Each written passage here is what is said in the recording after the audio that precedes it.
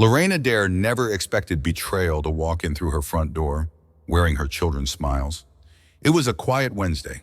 The Wyoming sky had that pale winter glaze to it, the kind that always made the air feel too still. She had risen early out of habit more than necessity. At 71, she didn't need to impress anyone. But today her heart was doing that strange little flutter it used to do when James would come home from deployment. She had prepared the house like she was expecting peace, polished the glass front cabinet, brewed her strongest coffee, set the table with her mother's old porcelain dishes, real ones, the kind with the tiny blue roses painted around the edges. It wasn't her birthday yet, but it was close. And for once, all three of her children had agreed to come home, together. That alone had felt like a sign. They hadn't gathered under one roof in almost 5 years. The last time it had ended with slammed doors and sideways accusations. But Lorraine thought maybe something had shifted. Maybe time had done what it does best, soften things. Maybe, just maybe, her children remembered who she was. Not just as their aging mother, but as Lorraine Adair, the woman who served nearly 3 decades in uniform, who raised 3 kids with more grit than groceries, who buried a husband and kept the ranch running without ever missing a vet bill. And so, with a small hope tucked carefully between her ribs, Lorraine had baked a cornbread loaf, lit a cedar candle, brushed down the couch cushions. She was ready for them, ready for warmth. But when the knock came and the door opened, what entered wasn't warmth at all. It was winter. Travis came in first, always the boldest, still clutching his phone, barely looking up. His suit jacket was too crisp for this dusty house, his handshake too light. "Hey, Ma," he said like it was a board meeting. Belinda followed, eyes darting around like she was assessing the place for resale value. Her purse looked like it cost more than a month of feed. She smiled, not kindly, but like she had already decided what would happen next. Then came Jenna, the quiet one, the listener, the observer. Her lips pursed, her jaw tight. She didn't hug her mother. She didn't even take off her coat. Instead, she walked straight to the dining table and placed a thick envelope in the center.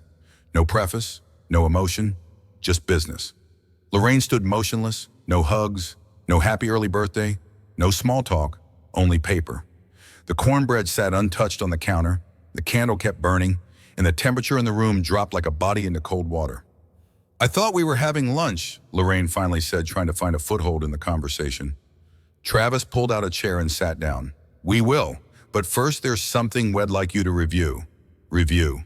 As if this were a routine audit, Belinda took the envelope, opened it, and slid the papers across the polished oak table, the same one where Lorraine had once taught them how to write their names, how to cut meat properly, how to sit still during grace. Her hands didn't reach for the documents. Her eyes did. And that's when she saw the header, property transition, and succession agreement. Her breath caught, not because she was surprised, but because she had hoped just a little that her instincts were wrong. The header wasn't the worst part. It was the subtitle, a formal transfer of Salt Creek Ranch to the legal authority of the Adair Children Holdings, LLC. The words were cold, clinical, final. She looked up at her children, and suddenly they weren't her babies anymore. They were strangers in familiar skin. Lorraine didn't reach for the paper immediately. She stared at it, thick white official, the kind of document that never brings good news. When she finally unfolded the packet, her hands were steady, but her heart wasn't. She read the words slowly, like each one was a trap waiting to detonate. And in many ways they were. In the interest of long-term preservation and responsible succession, the property formerly known as Salt Creek Ranch shall be transferred to the legal authority of Adair Children Holdings, LLC, but it wasn't the bold letters or the fancy legal phrases that cut her the deepest. It was the line buried near the bottom, subtle, deliberate, devastating. The current occupant, Lorraine Adair, may remain on the premises in the guest quarters, contingent on behavior and mental clarity. Guest quarters, behavior, mental clarity. They didn't say mother, they didn't say owner, they didn't even say Lorraine, just occupant. And just like that, her entire life, the home she built, the land she preserved, the identity she fought for, was reduced to a conditional courtesy, a kindness, a technicality, a slow exile wrapped in legal ribbon. Lorraine blinked, but her eyes didn't water. She felt her fingers tighten around the edge of the page, not trembling with fear, but clenching with fury. Not the loud, dramatic kind. No, This was the kind that builds in your spine and settles in your gut, the kind of fury that doesn't scream. It remembers. She looked up from the paper. Travis was adjusting his tie like he was ready for applause. Belinda sipped her coffee, pretending not to notice the shift in the air. Jenna simply watched her silent, composed, like she was waiting for Lorraine to nod and comply. Because to them, this wasn't betrayal. This was a business move. They thought they were being practical. They thought they were taking care of things. They thought she wouldn't fight.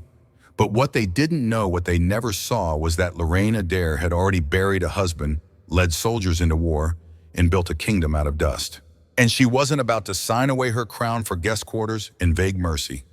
Not now, not ever. Lorraine didn't cry, not because she wasn't hurt, but because the hurt had passed a threshold it had hardened. She didn't scream, she didn't beg, she didn't ask why, because she already knew why. This wasn't about concern, it wasn't about care, it wasn't about helping their aging mother. This was about control, about inheritance, about 3 grown adults who saw the end of her life as the beginning of their profit. Lorraine sat there, the document still in front of her, the air thick with unspoken expectation. And then she reached for the pen, not to sign, but to click. Once, click. Twice, click. 3 times, click. A silence heavier than stone filled the room. Then she set the pen down, folded her hands, and looked at them, not as their mother, but as a soldier scanning the terrain. "I see," she said quietly. 7 letters, 2 words. And suddenly they weren't in control anymore. Travis shifted in his seat, his fake confidence cracking. "No need to drag this out, Mom. It's just business," he muttered. But that word business rang like a gunshot across her heart. They had taken her life, her love, her legacy, and turned it into a transaction. They had mistaken her age for weakness, her silence for surrender, her kindness for permission. But Lorraine Adair hadn't survived 29 years in uniform to be erased by her own children.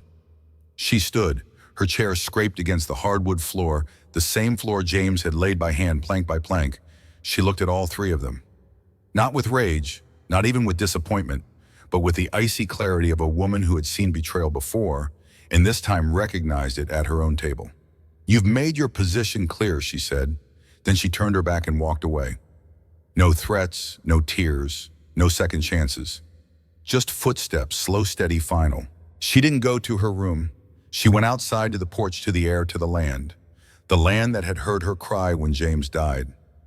The land that had carried her through storms and silence. The land that now held her secrets and her next move. Because this was no longer her birthday week. It was the beginning of war. The second Lorraine stepped onto her porch, the wind met her like an old comrade. Not gently, but with grit, with memory. The wooden boards creaked beneath her boots, and for a split second, she wasn't 71 anymore. She wasn't a mother just betrayed by her children. She was Lieutenant Lorraine Adair, standing in the middle of a war zone, her eyes scanning the edges of danger, her heart already calculating what needed to be done.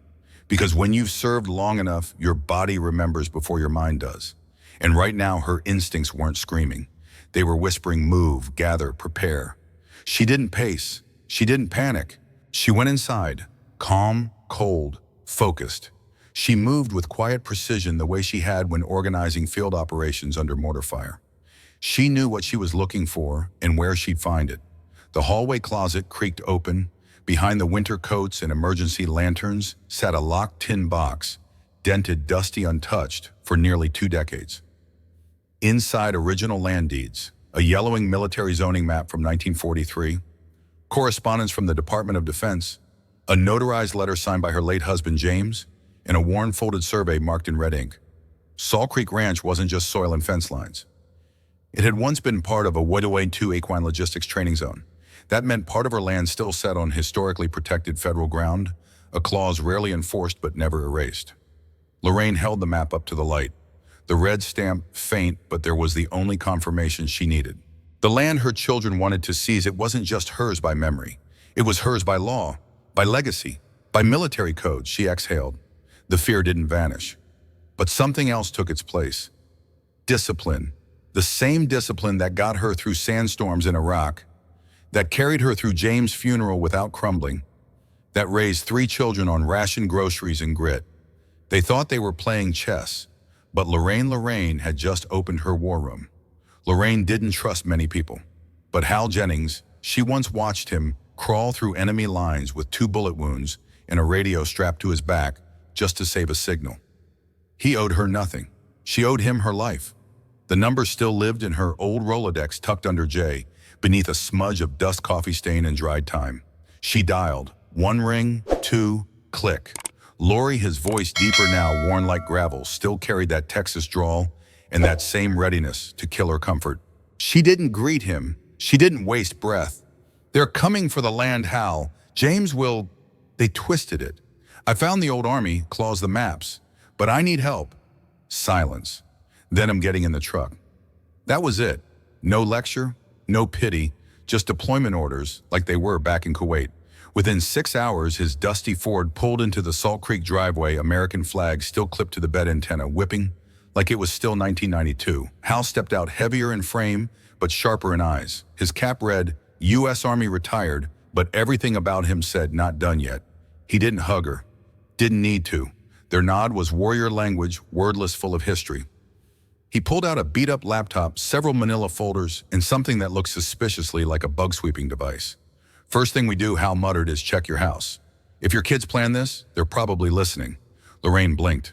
That thought hadn't even crossed her mind. This wasn't just inheritance warfare. This was a siege. They moved through the house with practiced rhythm, checking for hidden devices, suspicious wires, recently shifted items. In the attic, Hal found it, a Bluetooth relay tucked into the rafters above the guest room.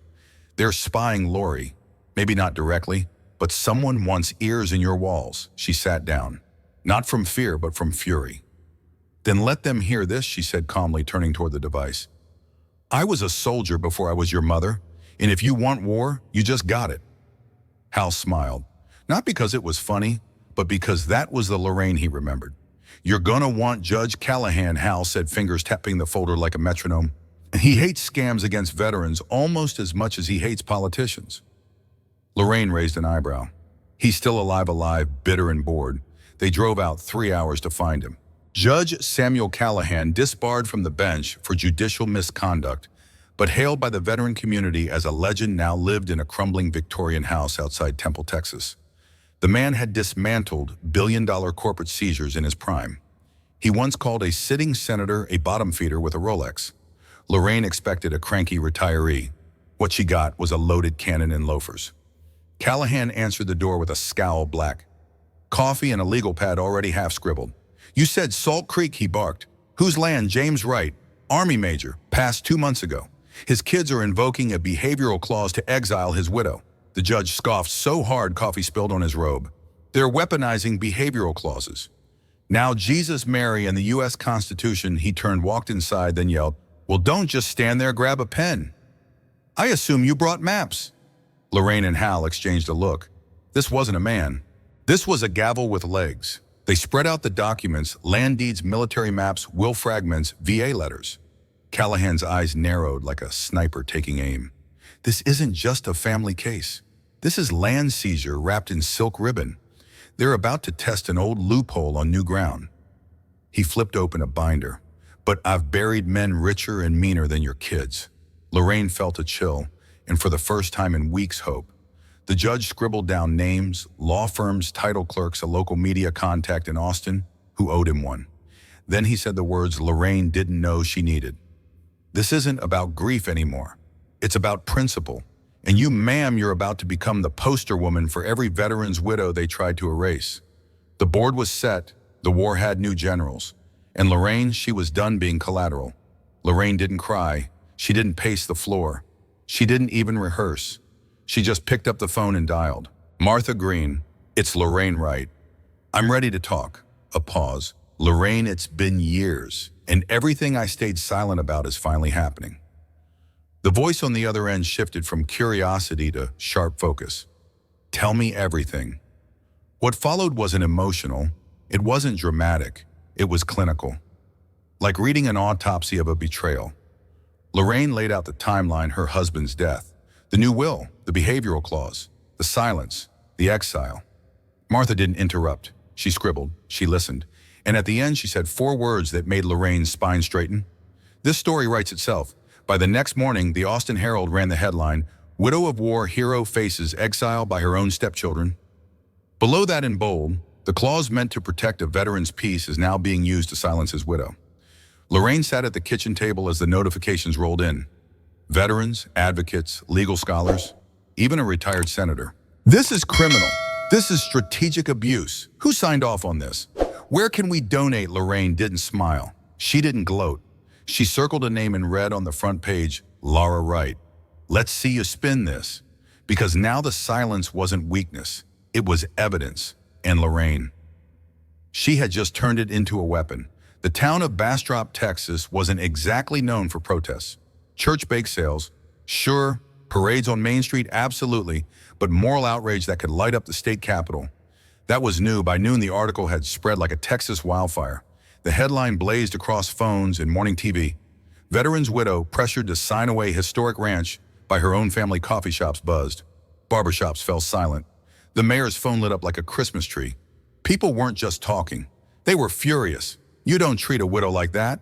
That ranch is sacred. Her husband fought for this land. Now they're stealing it with a signature. Veterans groups rallied. Motorcycle clubs offered to ride security. The local VFW Post launched a petition that hit 10,000 signatures in 2 hours. Even school kids came home asking their parents, "Mom, is Lorraine Wright, the lady on the news? Why are people being mean to her by dusk?" Lorraine's mailbox was overflowing. Cards, notes, donations. Homemade peach cobbler with a sticky note, "You're not alone." Her gate, once silent, now had hand-painted signs tied to it with string. "We stand with Lorraine. Family shouldn't mean betrayal. Protect veteran land." And just like that, Lorraine wasn't just a widow. She was a symbol, not of weakness, but of how far a community will go when the strong are cornered and the silent finally speak. They thought they were untouchable. Legacy kids with polished LinkedIns and gated driveways. But when the truth hits headlines, even manicured reputations bleed. Travis, the deal breaker. Travis, the oldest, always bragged about being the strategic mind. But investors don't like strategies that involve betrayal. By Monday, 3 partners pulled out of his real estate development project. A 4th called him a reputational risk. "We invest in integrity." Travis, not tabloid scandals. His phone buzzes, emails flood in, and the pitch deck he once proudly shared now sits unopened. His empire isn't crumbling, it's evaporating email by email. Belinda, the nurse with a new reputation. Belinda always wore her scrubs like armor. But no amount of hospital prestige can protect you from public shame. Patients cancel appointments. One man leaves a voicemail. "You care for strangers, but not your own mother, it'll pass." HR schedules a meeting. PR whispers, "This isn't just bad optics, it's a liability." The break room that once greeted her with warm coffee and nods, now cold, quiet, avoidant. Jenna, the family values attorney. And then there's Jenna, the lawyer who built her firm on protecting family estates. But when your own mother's estate becomes national news, clients start asking questions. "Didn't you just draft a clause against your mom? How can we trust your ethics?" 3 clients drop her.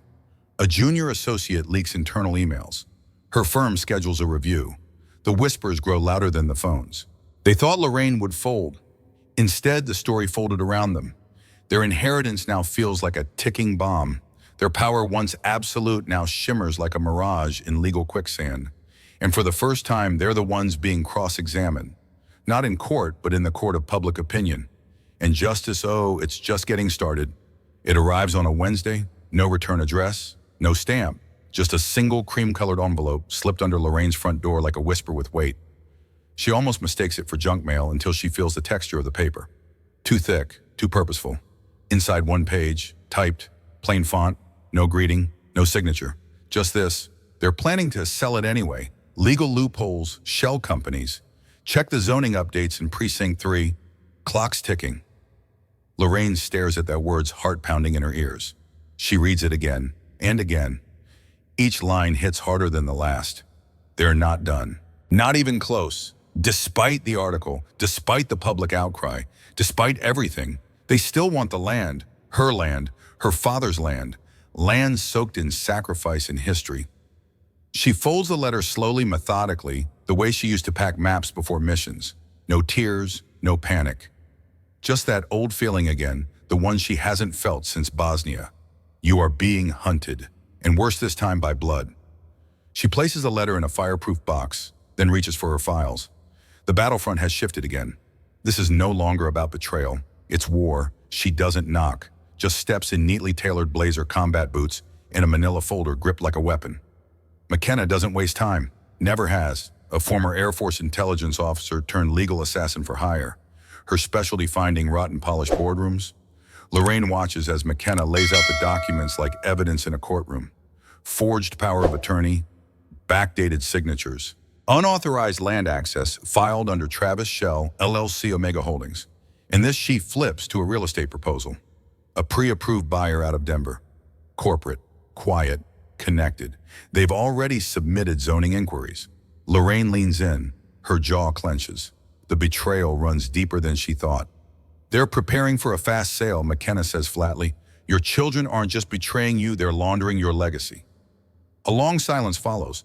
Then McKenna adds, voice low, almost surgical.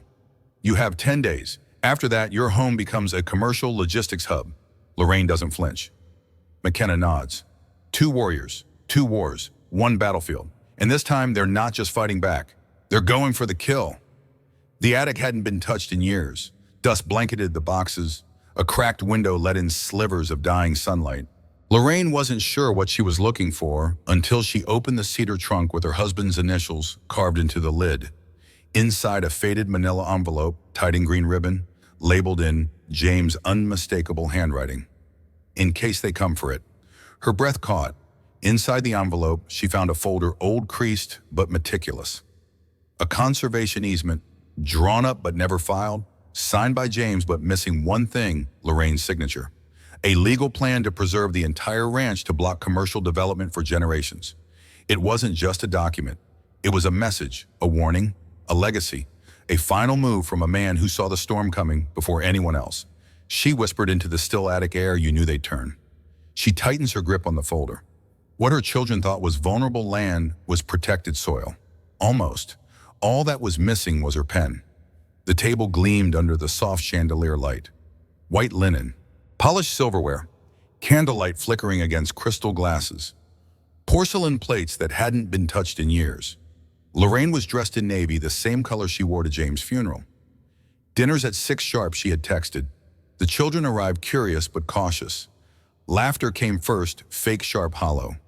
Belinda noticed the wine. Travis complimented the roast. Jenna asked about the orchids. Everything perfect. Too perfect. Lorraine smiled gently. She poured their drinks, and then she slid one folder into the center of the table. No speech, no accusations, just silence. Inside the folder, the signed conservation easement filled, stamped, irrevocable. The land's no longer for sale, Lorraine said calmly. Not by you, not by anyone. Travis stiffened. Jenna's fork paused midair. Belinda's wineglass trembled. She continued cutting her steak. Eat, it's still dinner. But they all knew this table wasn't set for peace. It was a battlefield dressed in china and lace. And Lorraine, she wasn't serving food. She was serving consequences. The meal was cold now, so were the smiles. Travis leaned in first voice, low words slick like oil. Mom, we've been thinking. Maybe there's another way. He slid a second envelope across the table. Inside a revised agreement. A luxury condo in Phoenix. A personal nurse. Monthly checks. Polite bribes wrapped in guilt. Lorraine didn't flinch. Didn't even look down. She opened her handbag and pulled out a copy of the federal conservation contract. Stamped, notarized, sealed. You didn't think I'd wait around for your next performance, did you? Jenna stood up, voice rising. You tricked us. You can't do this without your signatures. Lorraine interrupted. Didn't need them. James started the process before he died. I finished it. A moment of silence. Then sirens. They echo down the gravel road. That'll be Sheriff Martinez, Lorraine said, standing, to enforce the legal perimeter. Trespassing isn't a civil matter anymore, it's criminal. The kids froze. Porcelain plates, silver knives, all still on the table, but the real blade had already been used. And Lorraine, she didn't just survive their ambush. She ended the war. Travis' voice still echoed in the dining room. You think anyone will believe you over your own children? Lorraine tilted her head. Calm, composed, then she pointed to the chandelier above. I don't need them to believe me. She tapped her phone. A soft click. Every word, every lie, every veiled threat, recorded in high-definition audio. I've been pressing record since you walked in. A creak sounded from upstairs. Down stepped MC Kenna, tablet in hand, still in uniform, eyes sharp. And I've been live streaming to the Conservation Board, and the Sheriff's Office, and the Veteran Legal Defense Fund. Jenna gasped. Belinda's wine glass shattered in her grip, Travis pale, lips trembling. Lorraine didn't raise her voice. She didn't need to. I taught you values. You came back with contracts. I gave you legacy. You came for blood. You made your choice. And now she slid her phone across the table screen, still recording. I'm making mine. No one spoke. No one begged. The children rose, not with fury, but shame. They left without hugs, without sorry, without even looking back. The door shut behind them. Lorraine turned off the recorder. Good night, she said softly, to the room, to the storm, to the version of herself that still hoped they'd come home with love. And in that silence, peace finally had a name. The fallout wasn't loud. It was surgical, precise, unforgiving. Travis. The signature that betrayed him. It started with a single notarized document, a forged power of attorney claiming Lorraine was of diminished mental state, but the ink betrayed him. MC Kenna traced the timestamp. The notary had moved out of state 2 years prior. Forgery, federal. Travis was led out of his office in cuffs. The last thing he saw before the elevator doors closed, his name being scraped off the door. You thought I was weak. You forgot I was trained to read enemies, even in my own bloodline. Belinda, the audit, that gutted her. Her hospital's foundation received an anonymous tip. 7 figures, 3 shell companies, 1 offshore account in Belize. She called it philanthropy. The IRS called it fraud.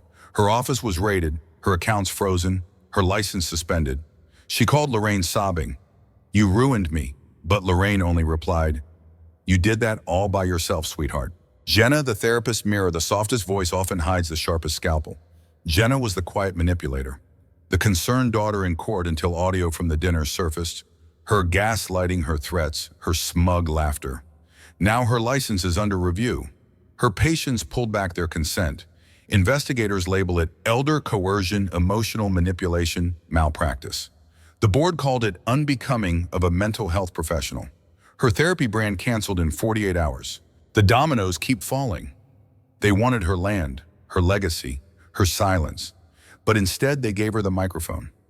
One by one, they collapsed. And Lorraine, she didn't gloat. She just stood a little taller, like a veteran saluting her flag. The ink was dry, the war was over, and Lorraine had won.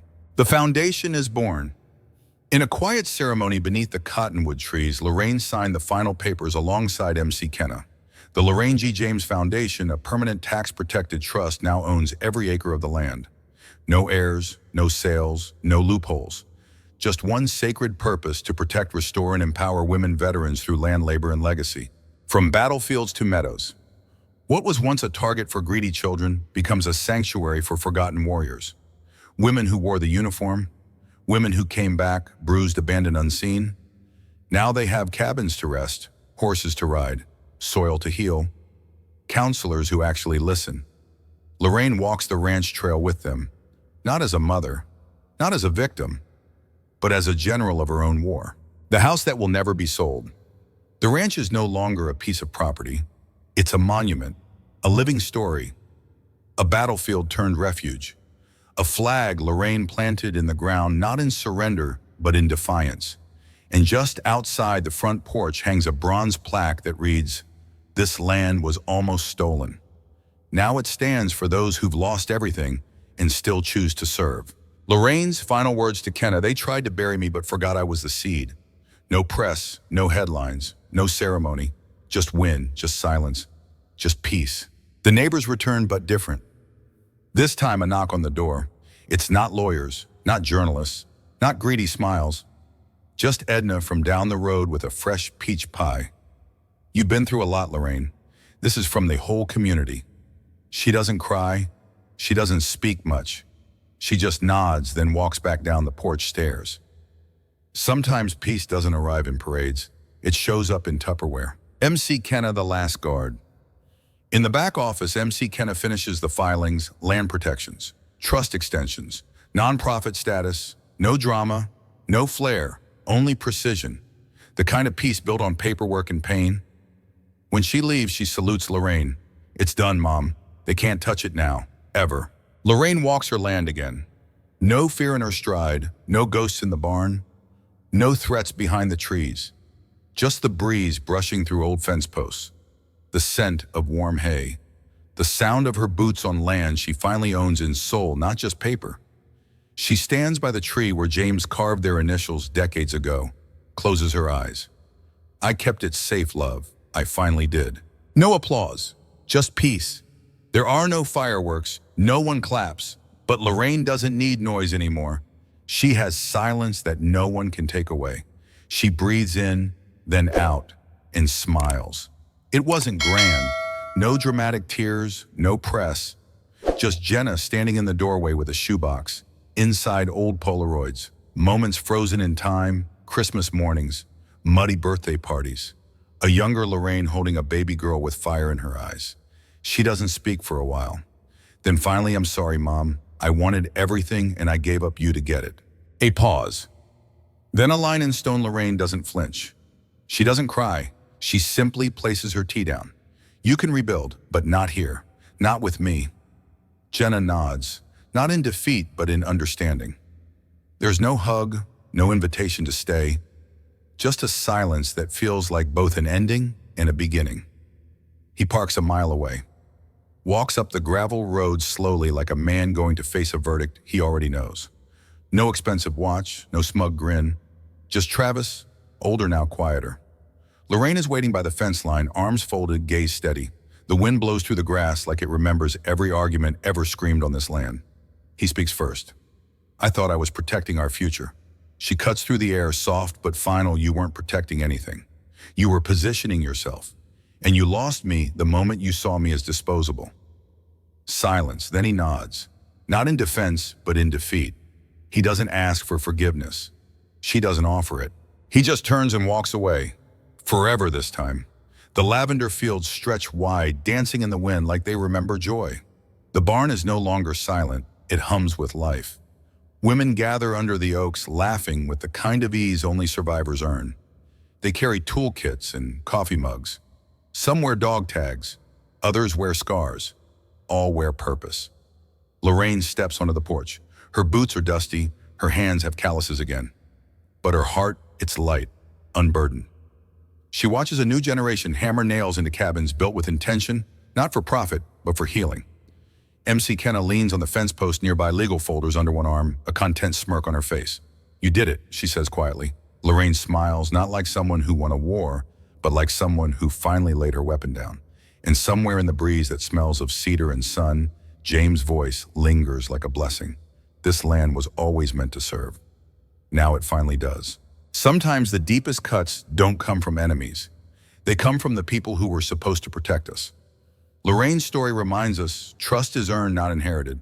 Family isn't defined by blood, but by loyalty. And silence doesn't mean surrender. It means strategy.